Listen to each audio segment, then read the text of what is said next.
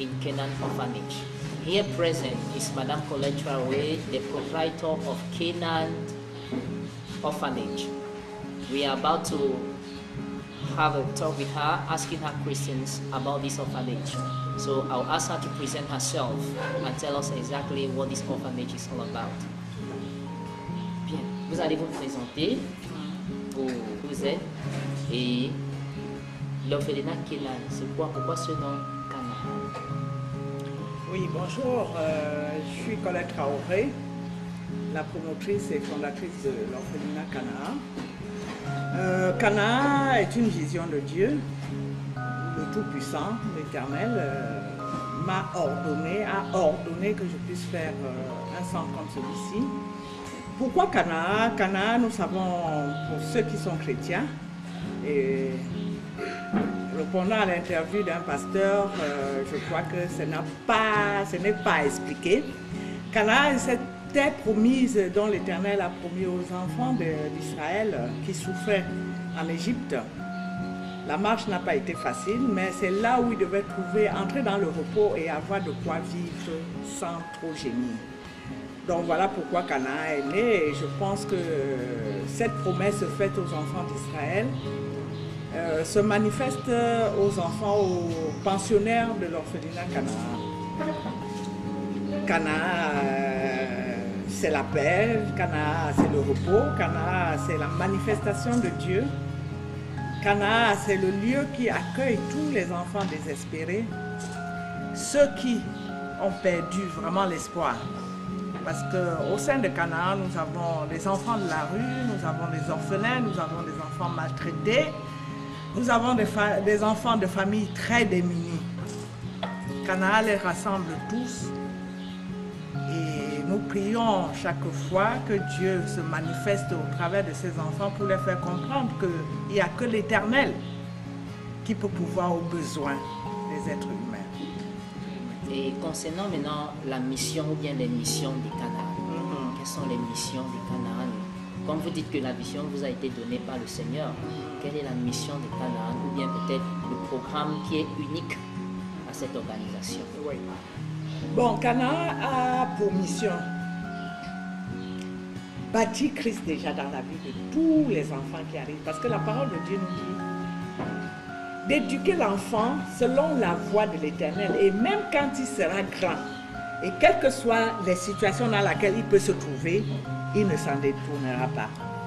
Donc, le premier objectif, c'est de bâtir Christ dans la vie des enfants, qu'ils aient la crainte de Dieu. Parce que quand nous regardons le fléau qui parcourt le monde aujourd'hui, la drogue, la prostitution, l'homosexualité, le vol et tout, c'est tout simplement parce que les enfants n'ont pas été encadrés dès leur jeunesse à la crainte de Dieu, au respect de leur corps et au respect du corps de l'autre.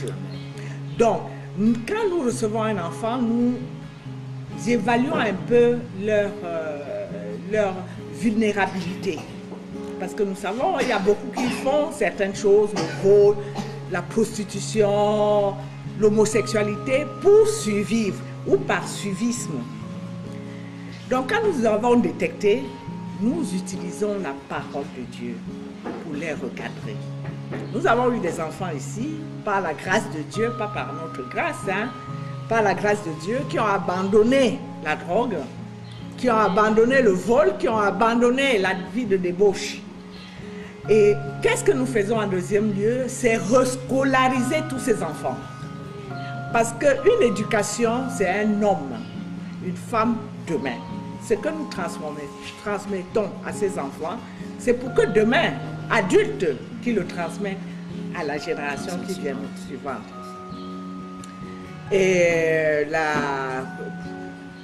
quand vous regardez un peu, tous nos pensionnaires sont éduqués, sont scolarisés, et nous avons des séances de prière, et nous avons des hommes de Dieu qui viennent ici nous soutenir quand c'est la délivrance, parce que chacun a son histoire, ses blessures et ses mauvais esprits. Donc, en fait, pour l'instant, nous ne nous inquiétons pas tellement pour leur avenir en tant qu'adultes. Parce qu'étant scolarisés, nous mettons l'accent sur leur éducation Et quand on aura, par la grâce de Dieu, et comme je le sais, les premiers bacheliers, le Seigneur lui-même nous montrera ce qu'il y a lieu de faire. Et ceux qui ne sont pas scolarisés, nous avons 3 cas ici. Ils font des formations. Et nous croyons que le Seigneur est avec eux et qu'il ouvrira une porte dès qu'ils finiront leur formation à trouver un emploi. Bon, quel résultat cette charité a vu au travers de son travail? Est-ce que vous avez déjà des fruits concrets? Bon, le premier fruit, c'est déjà l'épanouissement de ces enfants. C'est déjà leur transformation sur le plan émotionnel, psychologique et le résultat scolaire. Le résultat scolaire, parce que nous avons pratiquement 80 ou 90% de réussite scolaire. Ouais. Et pour ça, c'est vraiment, pour moi, c'est la meilleure réussite. C'est la meilleure réussite pour l'heure. On ne peut pas se mettre à projeter, l'avenir appartient à Dieu. Amen. Et est-ce que vous êtes exempt des impôts? Vous payez les impôts en tant que charité? Non, il n'y a pas d'impôt. Nous sommes exonérés de tout impôt. Et quel est le degré de responsabilité de l'organisation? C'est-à-dire, qu'est-ce que vous avez en charge? Quelles sont les choses que vous prenez en main qui sont sous votre responsabilité? Oui, tous ces enfants sont c'est notre responsabilité. Parce que quand vous avez la vie des êtres humains, ce ne sont pas des meubles, ce ne sont pas... Non, c'est des êtres humains. Donc notre responsabilité est totale. Voilà pourquoi, en matière par exemple de la santé, nous sommes vus faire l'assurance maladie pour tous les enfants. La responsabilité scolaire est là. Nous devons veiller à ce que le succès soit total. Sur le plan éducatif, éducation, encadrement, nous devons veiller à ce que ceux qui ont par exemple les esprits de vol, parce que ça, on ne peut pas... que ça s'estompe, ceux qui vagabondent, Dieu merci, le site dans lequel nous nous trouvons est loin du centre-ville. Donc, très peu d'enfants peuvent avoir cette envie d'aller se balader. Et c'est quelque chose d'assez positif et ça concourt aussi au succès de ce centre. Bien, l'organisation est-ce qu'elle est immatriculée par les autorités locales ou nationales? Oui. Nous avons, je peux vous sortir au niveau de la préfecture de notre localité.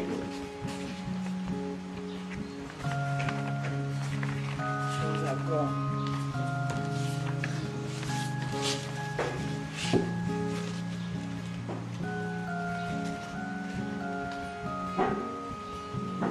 nos références qui est soulignée.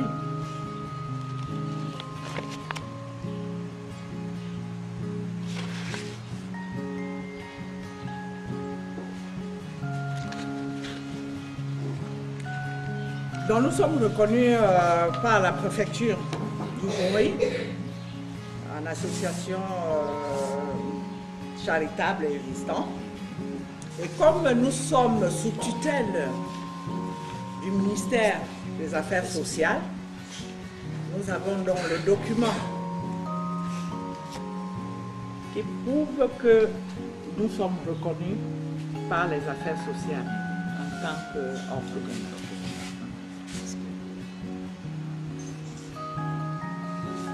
Toujours pour appuyer ce que je dis,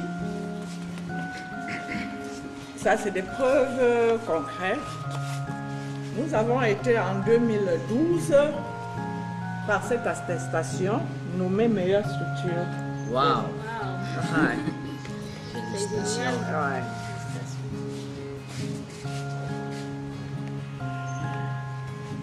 Ouais. Et en 2014, cette année, nous avons eu les mérites en matière éducation, scolarisation et le professionnalisme dans le secteur. Wow.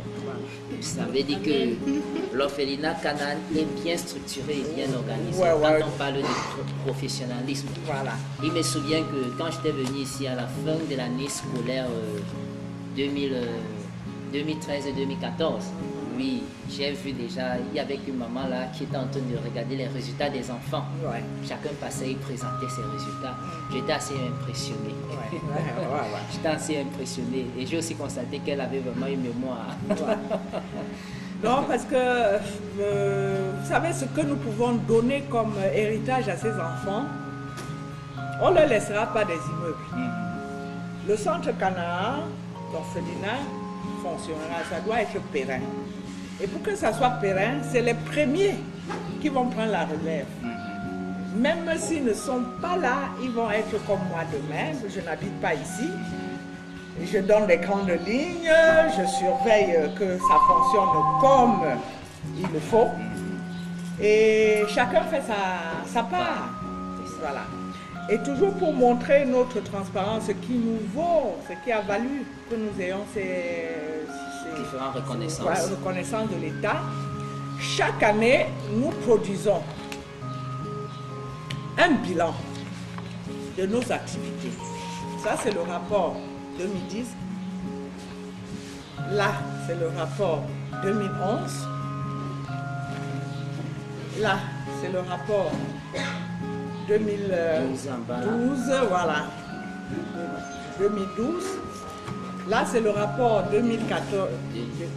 Ouais, 2013. Donc, nous sommes encore en 2014. Voilà. Et le premier, au plus tard, entre le 1er et le 15 janvier 2015, nous devons produire le rapport 2014.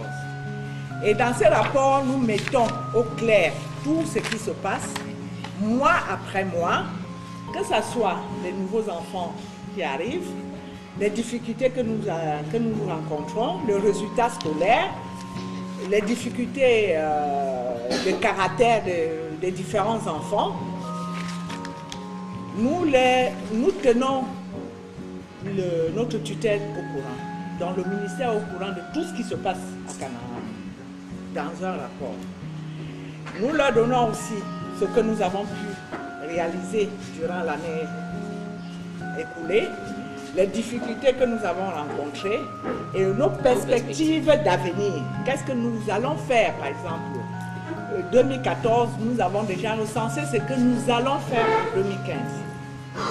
Et là-dessus, l'état financier et les dons reçus, nous mettons tout au clair. Tout ce qui entre ici est enregistré et nous tenons compte, même ce que moi je donne. Parce qu'il faut mettre que le départ de Canaan soit vraiment structuré de façon que qu'on prenne l'habitude que quand j'apporte un sac de riz, ce sac de riz doit être enregistré et on doit donner une valeur à ce sac de riz pour savoir exactement ce que Canaan coûte mensuellement et annuellement. Voilà. Donc, c'est un peu ça.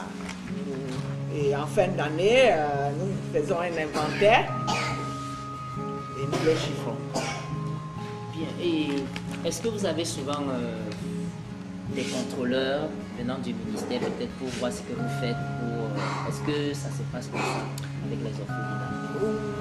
Oui, bon, Canaan a cette grâce, c'est qu'elle est un peu différente de beaucoup d'orphelinats sur la place. Et comme le ministère sait que moi, en tant que promotrice, je suis vraiment, ça dit, je mets, voilà, ce sont mes moyens que je mets dedans.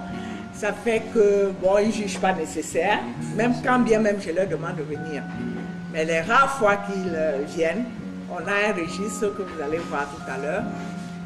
Les registres, nous avons tous les registres, entrées, sorties, qui est paraphé par le ministère des Affaires sociales et qui, même quand ils ne viennent pas, compte tenu de la distance, vous avez vu, oui. Voilà. Moi, je prends ces registres de temps en temps, je les rouvre au bureau et il vérifie la concordance dans les Écritures. Bon, et en passant, quelles sont les difficultés que vous rencontrez parce que vous êtes en train de travailler, vous avez commencé à travailler avant même de venir aux difficultés. Ça fait combien d'années que Cana existe? Je crois qu'on n'a pas parlé de ça. Oui, la vision est arrivée lors d'une prière. Vraiment un temps devant le Seigneur. Parce que vous savez, nous chrétiens en général, nous louons Dieu, nous faisons du bruit. Moi j'appelle du bruit. Mais moi je m'appuie sur cette parole que le Seigneur Jésus nous a donnée en disant: voici le commandement que je vous laisse. Aimez-vous les uns les autres. Alors, comment être reconnaissant? Comment reconnaître les bienfaits de Dieu dans ma vie? Je n'ai rien fait pour être parmi les vivants aujourd'hui. Il y a beaucoup de gens de mon âge qui ne sont plus.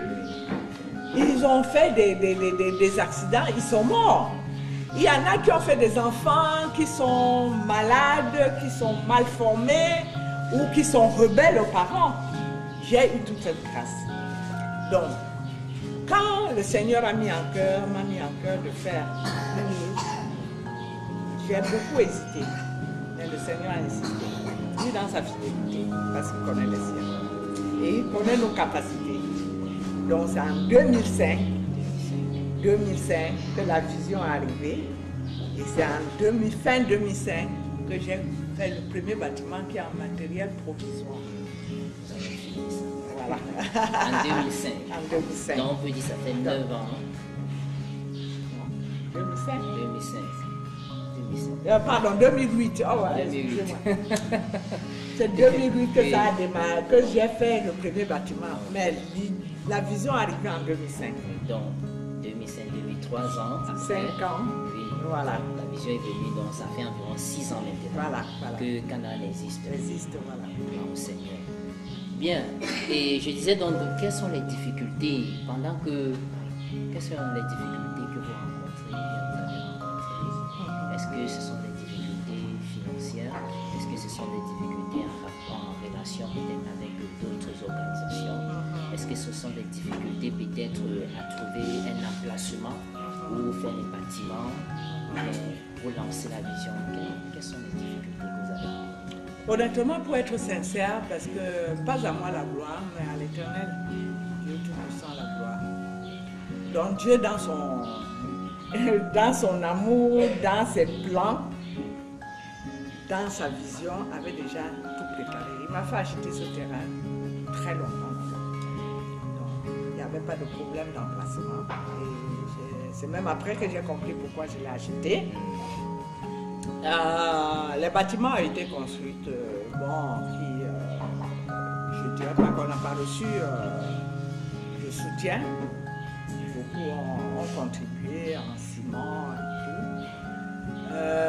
On n'a pas vécu beaucoup de difficultés, si ce n'est parce que quand vous devez faire une œuvre comme celle-là, l'ennemi se lève toujours. Donc nous avons, malgré que j'avais acheté ce terrain bien longtemps, on a eu des problèmes ici parce que je n'avais pas sécurisé le terrain. Je ne l'avais pas sécurisé, donc quelques individus se sont levés et réclamaient ce même terrain. Mais le grand guerrier nous a donné la victoire. Donc il y a eu des querelles sur le terrain. Sur le terrain, ouais, qui a duré pratiquement 3 ans. 3 ans. Avec des menaces de mort et tout. Bon. Lui, notre candidat devant nous, c'est sa promesse, tant que nous vivrons. Et ils peuvent venir de tous côtés, mais nous ne serons jamais à terre. Et nous avons vu cette parole se manifester, non seulement dans ma vie, mais même dans la vie des enfants qui étaient à ce lieu, à cette époque-là. Quelles sont les difficultés que vous avez? Bon, pour l'instant, franchement, je dirais les difficultés majeures, c'est, vous avez vu l'accès pour accéder ici qui n'est pas facile, la route qui est assez négligée par le gouvernement. Il y a une baisse de tension énorme dans cette zone. qui n'est pas complètement couvert par la société d'énergie électrique. Donc le besoin peut se trouver au niveau d'un bon groupe électrogène parce que j'en avais acheté un tout petit mais qui n'a pas tenu longtemps. Et l'appui à la scolarisation des enfants, c'est souvent assez difficile de payer leur scolarité. Et ils sont environ combien? Ils sont 32. 32. Il y a la formation de ceux qui ne sont pas scolarisés, avec tout ce que ça comporte comme outil d'accompagnement. Voilà. L'alimentation, les soins de santé. Oui. Voilà. L'alimentation, les soins de santé. Et qu'est-ce que je veux dire? Bon, tout ce qui peut donner la joie à ses enfants. Comment mesurez-vous votre succès?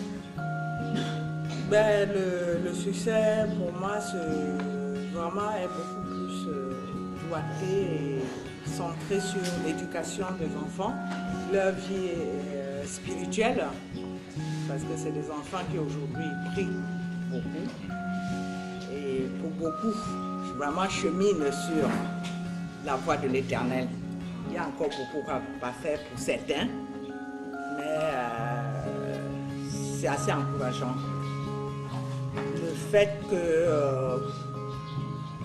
Le fait que ces enfants mangent 3 fois par jour, ils ne dorment pas affamés, c'est aussi un succès. C'est aussi un succès. Donc, en général, dans la globalité, allez regarder, vous voyez le succès quand même. Et dans l'intégration dans la société, est-ce qu'ils réussissent à s'intégrer, étant donné que peut-être certaines sortent des familles défavorisées, ou bien des personnes qui n'ont pas de parents, d'autres peut-être de la rue? Est-ce qu'ils réussissent à s'intégrer comme des enfants normaux dans la société? Oui, ils s'intègrent parce que l'une des particularités de Canaan, c'est que ces enfants, je refuse et je me bats pour qu'ils n'aient pas ce sentiment d'assister. Voilà pourquoi vous allez voir ce matin, les plus grands sont partis à la plantation, parce que non loin d'ici, nous avons les terres. Eux, à leur façon, ils contribuent à leur alimentation, ce qui leur donne une fierté. Vous allez voir dans la cour des zones d'élevage, ils ont des porcs, ils ont des lapins, des poulets et tout. Ça les valorise. Et hormis ça, ils ne sont pas que enfermés à Canaan. Ils sortent, ils vont au culte le dimanche, ils se foutent à d'autres enfants. Au contraire même, à l'école, au contraire même, il y a beaucoup d'enfants de famille qui souhaitent venir ici. Oui, c'est vrai. Bon, quel est le réel changement que cette organisation a permis, par exemple, dans la vie des enfants et ses pensionnaires? Bon, je crois qu'à cette question, à eux-mêmes de répondre. Mais quand je regarde dans la globalité, je trouve que pour ceux qui étaient timides au départ en venant ici, ils sont un peu plus sûrs d'eux. Pour ceux qui avaient perdu l'espoir, ils rêvent. Et ils pourront compléter cette question. Parce que c'est chacun qui pouvait penser peut-être qu'un enfant est heureux or qu'il n'est pas heureux. Enfin, vous avez déjà dit beaucoup de choses concernant le fait que les enfants font des activités qui les rendent autosuffisants ou bien ils deviennent capables, ils peuvent s'adapter dans la société. Bon, mais qu'est-ce que cette orphelinat vous a apporté dans votre vie en tant qu'une personne? Ah, ça beaucoup. Là, vous touchez un point qui me fait être comme des anges là maintenant. Ah, ça a donné un but à ma vie, un sens à ma vie. Je me sens utile à l'humanité et j'ai compris qu'il y a plus de bonheur à donner qu'à recevoir. Et dans Ésaïe 54, la parole de Dieu m'a été adressée personnellement. Réjouis-toi. Élargis l'espace de ta tente. car tes enfants seront plus nombreux que les enfants de la mariée. Amen. Alléluia. Ah ouais, ils seront tous serviteurs de l'Éternel. Ouais, ça m'a donné un sens dans la vie, ça a apporté en plus une lumière interne que je ne peux pas expliquer avec des mots d'homme. Et l'intégrité, l'humilité, la patience et l'amour, l'abnégation. Est-ce que c'est facile d'être maman de autant d'enfants? Oui, tout dépend parce que en chaque être humain, en chaque créature de Dieu, Dieu a déversé de l'amour. Et plus vous donnez de l'amour, plus l'amour grandit. Donc, si vous pouvez aimer 3, si vous pouvez aimer 4, vous pouvez aimer 100. Et en retour, comme l'amour ne périt pas, même ceux des enfants qui ne peuvent pas vous aimer, parce que bon, tout le monde n'est pas obligé de vous aimer, mais du fait que vous les aimez, même un peu plus tard, il y a cette semence qui va germer. Donc c'est quelque chose de très important. Ouais. C'est pas pénible du tout. Pas du tout, au contraire. Ça me rend beaucoup plus légère et plus active. Merci beaucoup, Madame Colette Traoré, pour ces révélations. Bien, nous allons continuer notre visite dans le centre Canaan. Nous allons vous suivre pour que nous puissiez nous faire découvrir peut-être où les enfants dorment, ce dont vous nous avez parlé, les animaux qu'ils élèvent, le premier bâtiment qui a vu la naissance de la vision, et tout ce que vous aurez encore à nous faire découvrir. Et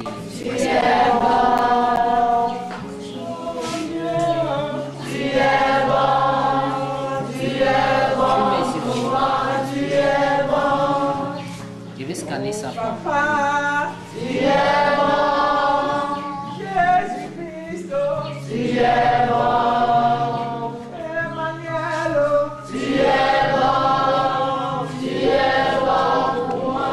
Aujourd'hui, affectueux 2008. en 2008, de 2008 jusqu'en 2012. C'est 2008 à 2012. Ouais. Maintenant, c'est devenu un magasin C'est devenu un magasin. où on stocke à manger, Le et bois aussi pour la cuisine, le chauffage, voilà. et les animaux aussi. Ouais, ouais. Il y a le lapin, le poulet.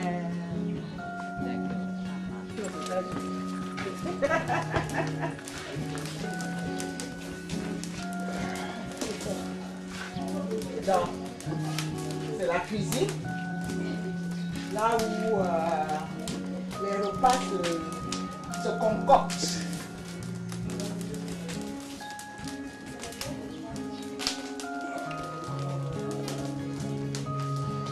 Faut même prendre les écoutes. Mémé est une bonne mère dans ce monde. Ah, comme c'est là-bas que la petite sort. Dans cette localité. Et un forage, ça fonctionne avec l'électricité. Un forage. Et avec les nombreux coupures que vous avez ici, comment est-ce que On vous a faites? souvent des problèmes. Donc là, souvent, vous avez des pénuries Des pénuries d'eau, quand voilà. il y a des coupures d'électricité. Tout à fait, tout à fait, tout à fait. Et même pour aider les voisinages, on a sorti un robinet pour ravitailler L'extérieur. voilà, les garçons de 10 ans.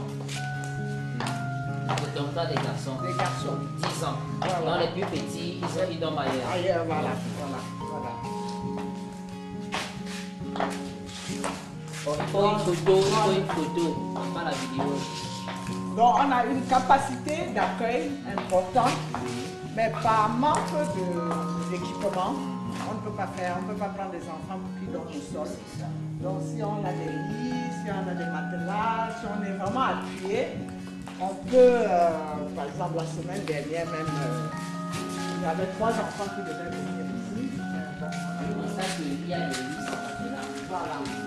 Qui est les plus petits. Ouais. Il y a d'autres chambres ici. Donc ici, il y a environ 4 filles. Les petits, là c'est la chambre des tout petits. Ça, c'est une salle d'études et également salle de distraction. Voilà, pour les tout petits.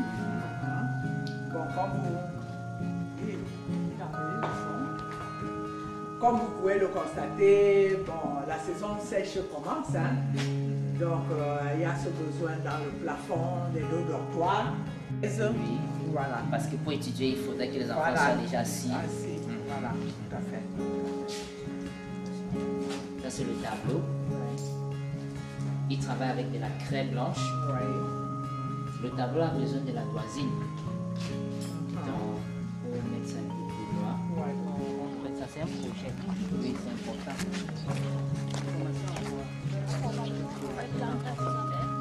Oui, c'est pourquoi ce bâtiment? Oui, ce bâtiment, c'est en fait un bloc de formation.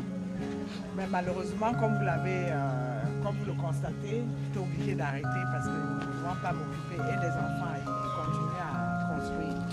Et ça devait servir à la formation des enfants qui ont des aptitudes, même ceux des enfants environnants, à leur apprendre à faire du pain, des gâteaux, qui peut servir déjà en même temps à leur alimentation et que le surplus soit vendu pour pouvoir apporter des revenus au centre.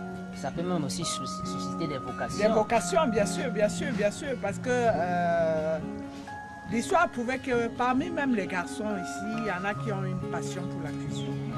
Donc si on peut faire des pâtissiers, si on peut faire des boulangers, pourquoi pas. Ça veut dire qu'il va falloir qu'ils soient même davantage formés, oui, tout pour à qu'ils fait. puissent maintenant opérer dans ce projet. Voilà. Donc il est là pour l'instant. Inachevé, c'est un projet. Il bouffe tout. Ouais. On va mettre ce que les chèvres ne peuvent pas bouffer. Comme les macabots. Voilà, les macabots. Comment tu appelles ça? Les melons. Le et pistache les aussi, pistaches peut-être. aussi. Oui, même les ignorants. Voilà. Là, donc, ça Et puis, permet. là, dans ce bloc-ci, par la grâce de Dieu, on va faire des fouilles pour faire une petite pisciculture. L'élevage du poisson. Le poisson, voilà. Qui peut permettre surtout les tilapias qui sont robustes et qui ont beaucoup de protéines. Tout ça, ce sont des projets. Là, le bâtiment que vous voyez au fond, là, c'est une petite porcherie. Là où on élève des porcs. Voilà, à leur petite sortie, pour ne pas les laisser cloîtrer à la maison. Mais comme vous pouvez constater, déjà, elle est vieille. On essaie de faire avec. Et vu la distance, parce que nous quittons de la route pour arriver jusqu'ici, elle est vraiment longue. Elle est longue. Donc il y a un besoin de voiture de transport d'enfants. Tu lui dis comment tu t'appelles, hein? Tu lui dis d'où tu viens et tu lui dis ce que tu fais dans la vie. Moi, je m'appelle Memoria Florence. Je viens de là. Et puis, je suis ici là depuis, ça fait là 5 ans. Ça fait 5 ans. Oui, et je pars au lycée Bilan de Boton. Bon, tu fais quelle classe au lycée du Maine de Bodjongo? Je fais 3e. La 3e. Ça veut dire que cette année-ci, tu vas composer le BEPC. Ça, c'est bien. Bien, depuis que tu es arrivé ici, là, qu'est-ce qui a changé dans ta vie? Bon, depuis que je suis arrivée ici, ce qui a changé ma vie est que lorsque j'étais dans la rue, je ne recevais pas l'éducation et je ne partais pas à l'école. Donc, c'est l'éducation et la scolarité qui a changé ma vie. Bien, qu'est-ce que tu aimerais être dans la vie? Bon, moi, j'aimerais devenir ministre des Affaires sociales pour m'occuper aussi des enfants en détresse et faire le travail que notre maman a dû faire pour nous à distance. Donc, tu admires le travail qui est fait ici? Oui, j'aime beaucoup. Bien, et comment est l'ambiance ici, là? C'est-à-dire, est-ce que tu as des amis ici, là? Est-ce que tu t'entends bien avec les enfants d'ici?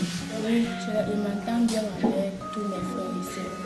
Donc, je n'ai pas de problème avec eux. Et hors d'ici, là, est-ce que tu as des amis? Non, j'ai les amis de classe seulement. Seulement les amis de classe seulement. Ok, ça c'est bien. Bon, et qu'est-ce que tu aimerais dire aux enfants qui te regardent à travers le monde? J'aimerais dire à tous ces enfants qui me regardent à travers le monde que nous, les gens qui sont en détresse ou ceux qui sont dans la rue, qu'ils ne perdent pas espoir, qu'ils ont leur Dieu là. Il y a un Dieu qui est le Père et que le Dieu là va s'occuper d'eux. C'est bien. Ça, c'est bien. Bon, du courage. Et j'espère que tu vas réussir à tomber ici cette année. Merci. Tu t'appelles? Je m'appelle Joya Yanni. Joya Yanni. Ça fait combien de temps que tu es ici? 2 ans. 2 ans. Tu viens d'où? Je viens de la rue.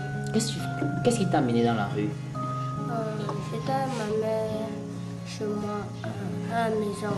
On m'appelle lui, c'est pas chaque jour qu'il dort à la maison. Il est toujours dehors. Maintenant, il dormait à ma mère. Elle travaillait à Kwasa-Kwasa. À quoi? À Kwasa-Kwasa. C'est quoi ça? On fait quoi là-bas? À quoi ça? C'est l'eau, elle reste. Ah, ok. Et Donc c'est un quartier. Quoi ça, c'est ça? après, elle est rentrée à la maison un temps, elle me menaçait. Elle me bloque dans la porte, elle me tape. Donc qu'est-ce qui s'est passé? Tu as fui de la maison? Elle m'a chassé, je suis sortie. Je suis partie dans le marché de roi. Il y en a qui ont mangé quelque chose à manger. Donc c'est à partir de là que tu t'es retrouvé ici là. Oui. Depuis que tu es arrivé ici, qu'est-ce qui a changé dans ta vie? Quand ça m'a dit dans la rue, je ne fréquentais pas, je ne savais rien dans la rue. Mais compter, je ne savais pas. Quand je suis arrivée ici, Tu ne savais pas compter? oui. En même temps, quand je suis arrivée ici, là, on m'a mis dans l'école. Maintenant, je suis tout à l'école. J'ai réussi. Tu réussis à l'école? Tu fais quelle classe? Je fais le CE2. Le CE2. Donc tu peux maintenant compter? Oui. Tu peux compter de 1 à combien? Donc, de 1 à 100. De 1 à 100. Compte de 1 à 50. Vas-y rapidement. 1, 2, 3, 4, 5, 6, 7, 8, 9, 10, 11, 12, 13, 14, 15, 16, 17, 18, 19, 20, 21, 22, 23, 24, 25, 26, 27, 28, 29, 30, 31, 32, 33, 34, 37, 36, 37, 38, 39, 40, 41, 42, 43, 44, 45, 46, 47, 48, 49, 50. 50. Félicitations. Qu'est-ce que tu aimerais être dans l'avenir? Moi, je veux être footballeur. Footballeur. Comme qui? Il y a quel footballeur que tu apprécies? Neymar. Neymar. Ça c'est bien. Tu aimerais jouer dans l'équipe des Lions Indomptables. Et dans ta classe, dans ton école, est-ce que tu joues déjà dans l'équipe de ta classe? Je joue Ça c'est bien. Et tu joues quel poste? milieu. Milieu de terrain. Tu as quel dossard? Le Le dossard 11. Ça c'est bien. J'espère qu'un jour je viendrai voir un de tes matchs de football où tu joues, n'est-ce pas? Bien. Je m'appelle Jonah Roberto Baggio. Jonah Roberto Baggio. Wow. Tu as quel âge? J'ai 16 ans. 16 ans. Tu fais quelle classe? 3e. 3e. Donc tu composes cette année l'examen officiel. Oui. Ça fait combien de temps que tu es ici? Ça fait 4 ans. 4 ans. Tu viens d'où? Je viens de la rue. Qu'est-ce qui s'est passé pour que tu te retrouves à la rue? Je n'ai pas vu mon père depuis que je suis né. Et ma mère était infirme. Elle n'est pas venue prendre à mon quartier. Et un bon jour, avec les problèmes que j'avais, elle fuit la maison. C'est pour ça que je me suis retrouvé dans la rue. Et tu as des frères, tu avais des frères et sœurs? J'ai des frères et sœurs. Et est-ce que tu as de leurs nouvelles? Ils sont ici. Ah, donc vous êtes maintenant ici dans la maison d'accueil. Bien. Depuis que tu es ici là, qu'est-ce qui a changé dans ta vie? Ce qui a changé dans ma vie, c'est la scolarité et l'encadrement. Parce que où j'étais à l'air nu, c'est tout danger. Mais depuis que je suis ici, là, j'ai eu un encadrement et pour avoir une vie meilleure demain. C'est ça qui a changé dans ma vie. Et qu'est-ce que tu aimerais être? J'aimerais être pilote. Pilote? Oui. Attends, tu veux dire pilote de l'air? Oui. Tu veux conduire un avion? Oui, et tu sais que ça demande beaucoup d'études. Est-ce que tu es assez discipliné dans tes études? Ça c'est bien. Félicitations. Message que tu voudrais envoyer aux enfants du monde entier. Le message que je voudrais envoyer aux enfants du monde entier, c'est que même s'ils sont dans la rue, qu'ils ne perdent pas espoir, qu'ils ont un seul Père qui peut les garder, qui peut les soutenir à tout ce qu'ils ont besoin. Que la Bible demande, le Père dit, appelez et je vous répondrai. Donc si vous appelez, le Seigneur va les répondre.